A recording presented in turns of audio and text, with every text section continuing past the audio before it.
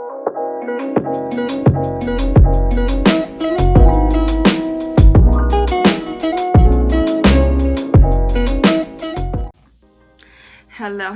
and this is Notary Life with Kimmi. Well, hey guys, the other day when I did the video about how to sign up with 100 signing companies and how to keep it simple, the process, I mentioned about having a notary resume.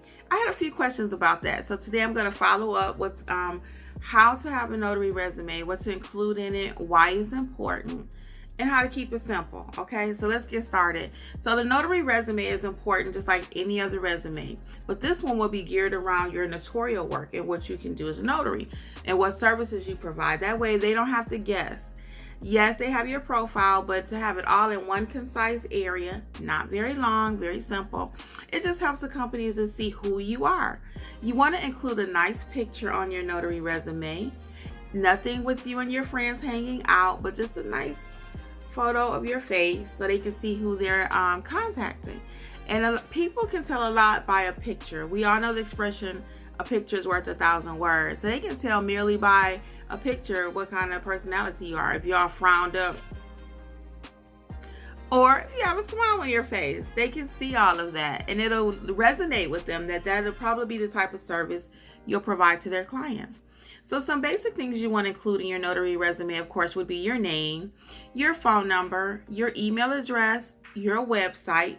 If you have a LinkedIn profile, you might go ahead and include that, and your address. Very simple. Now we're going to move on to the work experience part of our notary resume. Under that, you can even include such things as I have served as a witness or I am willing to serve as a witness. What type of packages have you processed or been a part of? I'm able to do refinances. I've done will signings, power of attorneys. Just know anything that you're able to do. Loan modification. You can list those packages because that way sometimes they're not familiar with all the terminology maybe at signing companies or even what you can do, what your skill set is. So go ahead and list those. And sometimes people will say, well, Kim, I haven't done any signings. And that's okay. If you have not, be honest, as I mentioned in the other video, and just list, I have been thoroughly trained in handling loan modifications. I have been thoroughly trained in refinances. So be honest, because again, they will find out, as I mentioned before. But go ahead and list what things you're thoroughly trained in and that you feel confident and competent in doing. Again, do not lie. Also, you would want to include that you are capable of handling large volumes of documents. You may also include that you do not mind facilitating scan backs. You will deliver the packages on time, as promised or as needed. Things like that will make you stand out. Why do I say that? I've had companies call and ask me, well, you are aware that you accepted this signing and it has scan backs, correct? And I said yes. And why do they ask you that? They know that you've read it normally, but because sometimes notaries will accept assignments and then once they realize it has scan backs, oh, I'm not doing that. So if you go ahead and put that on your resume, don't you think you're going to stand out? Yes, you will. I guarantee it. So go ahead and write that on your resume that you're not, that you're willing to do scan backs. And they will also ask you, signing companies, what type of equipment you have. I've been asked many times, do I have a mobile scanner? I do. Not a requirement to get started, but I highly recommend it if you're going to be in the business any length of time. But they will ask you, do you have a scanner, a mobile scanner? Because we need these documents ASAP. And I'm able to say, yes, I do. So that's also something. Go ahead and include it in the notary resume. What type of equipment do you have? Do you have a tablet? Because sometimes you may have an e-signing where you're electronically signing documents. Everyone doesn't have a tablet. They will ask you, do you have a smartphone? So you can communicate with them rapidly. Put that in your notary resume.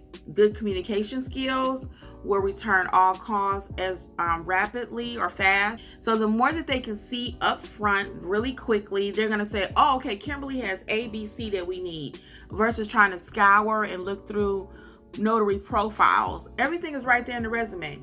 So you would upload this as an attachment as you would any other document that they requested. So as you're adding your credentials, you can just put notary resume and upload it. That way they can see at a glance who you are, what you can do, and what you bring to the table.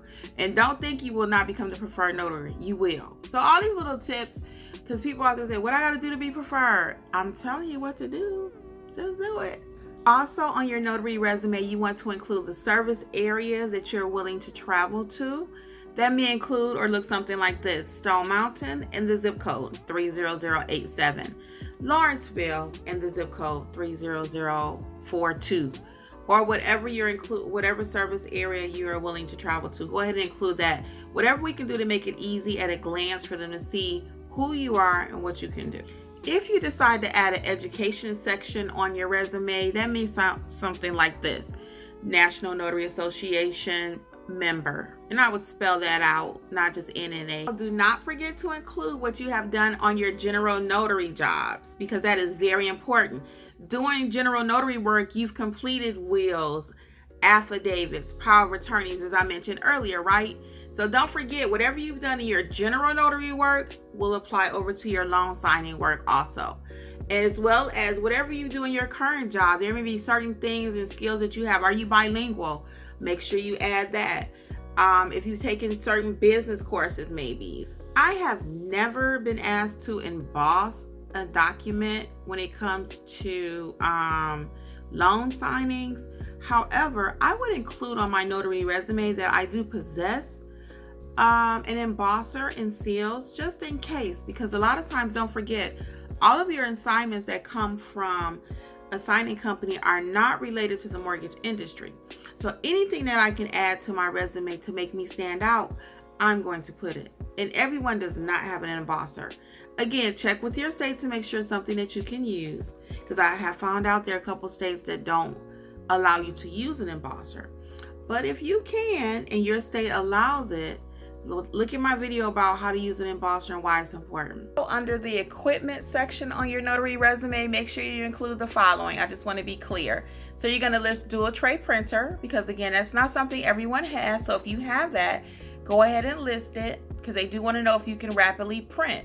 Do you have to go to FedEx and print 200, or can you print it from home? All those little things make a difference, because that lets them know how fast their job is going to be completed. Also, don't forget to list your tablet, if you have one, your smartphone, as well as a mobile scanner. Those are all things you can list under the equipment section on your notary resume. Today, many companies are concerned about security and privacy.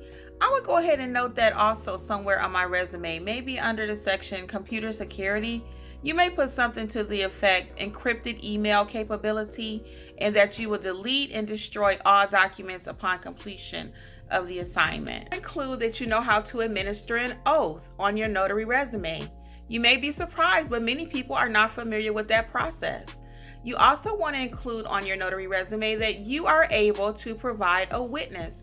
Many loan signing companies will ask you, are you able to provide a witness? Matter of fact, guess what?